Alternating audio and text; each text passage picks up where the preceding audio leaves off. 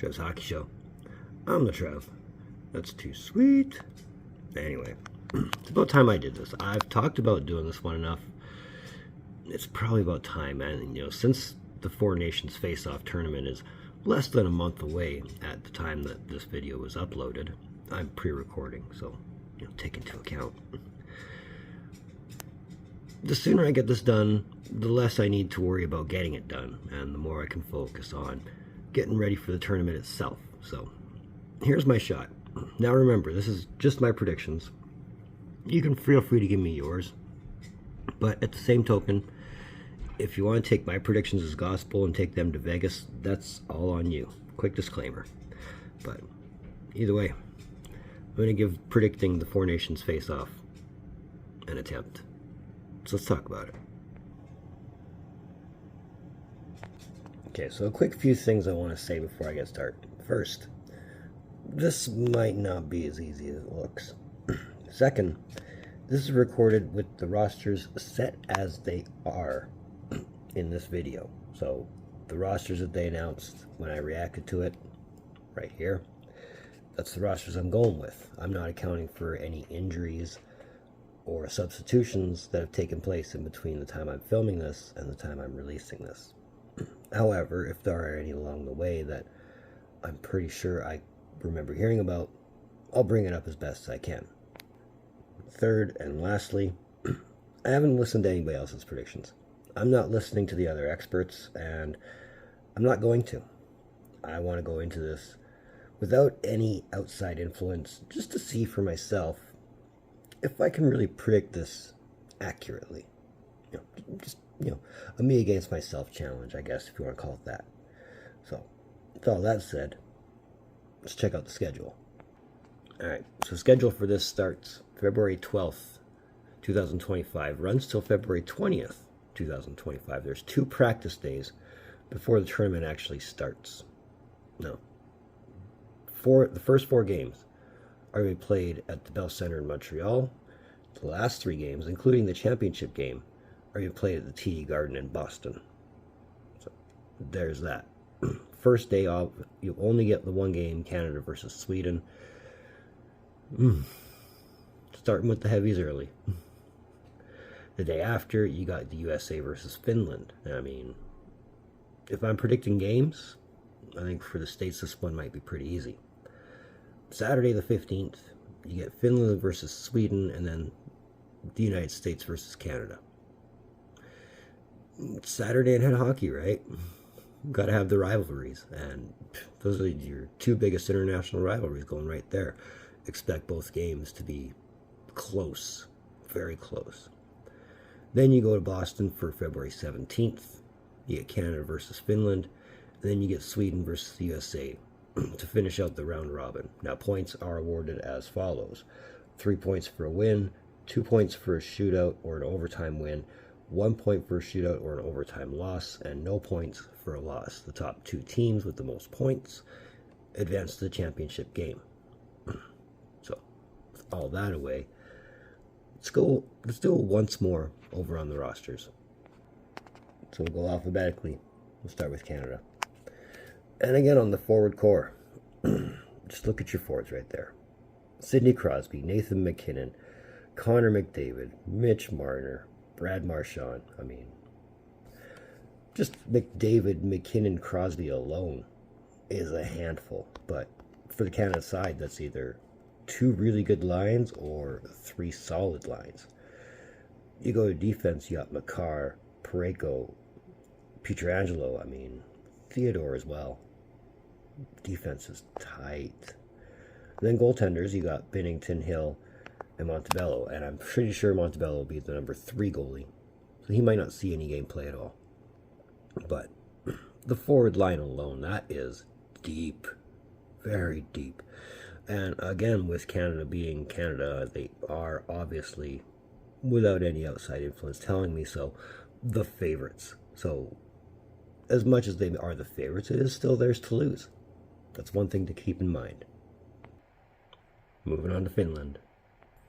Now, looking at Finland, I mean, they've got scoring depth. Barkov, Rantanen, hat-trick Line A. Nothing to sneeze at. Rupi Heinz, Capo Caco. Of course, I'm going to include Capo Caco now he's part of the Kraken and not the Rangers. That's definitely a lot to go on as far as goals is concerned and where they're going to come from. Defense, I mean, outside Heiskanen, Lindell, and maybe Mikkola, and even Ristolainen, I mean, is going to be a strong enough defense for the kind of firepower that they have to face? As much as you might want to question the defense, in my mind, the goaltending has to be the question mark. I mean, can Saros really be your number one, given the kind of season he's having in Nashville right now? I mean, you know, I don't want to be judgmental like that, but it's something to strongly consider. Ukko-Pekka Luukkonen, he could be a good substitute if, you know, they're not comfortable in Saros, but at the same time, Lankinen is playing amazing in Vancouver. So, the biggest question marks are obviously in net, but one has to hope their forward core is enough and hopefully can do what a lot of these other rosters can do. Moving on to Sweden. Now, Sweden's forward core is very attractive to me. I mean, you got Leo Carlsson, you got Philip Forsberg, you got William Karlsson, William Nylander, Lucas Raymond, Elias Pettersson, and Mika Zibanejad. All guys who can shoot, all guys who can pass. So you shouldn't be worried about your offense there. I mean, if anything, expect the unexpected when it comes to plays for them. Defense looks really strong, with the exception of Karlsson, but I've always been subjective to Karlsson. But, I mean, between Anderson, Brodin, Dahlin, and Hedman, and even Ekholm, because Ekholm is as solid as nails defenseman, that should be enough to shut down a lot of good offenses anyways. Goaltending, and last I heard, Linus Ullmark has an injury right now. I haven't heard if that's enough to keep him out of the tournament and the need to replace him, or if he'll be back in time, but as it stands right now, he's on the injured list. But even still, Gustafsson and Markstrom are solid as far as goaltending is concerned. I mean, they're having pretty amazing seasons themselves. So, in my heart of hearts, I want to say Sweden is stacked to win this thing. And lastly, moving on to the United States. Now, the forward core is nothing to sneeze at. Between Kyle Connor, Jack Eichel, Jake Gensel, Jack Hughes, Chris Kreider, Dylan Larkin, Austin Matthews, Brady, and Matthew Tkachuk. These are all guys who can score, pass, grind, make the play. You name it, they can do it. So, as far as forward depth is concerned, the States is stacked. Stacked. And I mean, on defense, I mean, between Adam Fox, Noah Hannafin, Quinn Hughes, and Charlie McAvoy, those are all guys that can keep the puck out. Those are all guys that can keep the play down. Okay, you look at goaltending, I mean, come on, Hellebuck. What's not to like about Hellebuck right now? If he can carry over the success he's having this season into this Four Nations face-off tournament, oh my goodness. The States are going to be too much for a lot of teams. Ottinger and Swayman are good number 2s and number 3s, but I imagine Hellebuck will be seeing a lot of the gameplay. And this is why predicting this isn't as easy as it seems, because I'm coming out thinking as good as Canada might be, as good a chance as Sweden might have, what about the Americans? Well, here's where I'm going to predict it. Firstly, I don't think anybody's going 3-0. I don't even think Canada's coming out undefeated, which for Canada, I mean, they've been undefeated internationally for, 2 World Cups and 2 Olympic tournaments.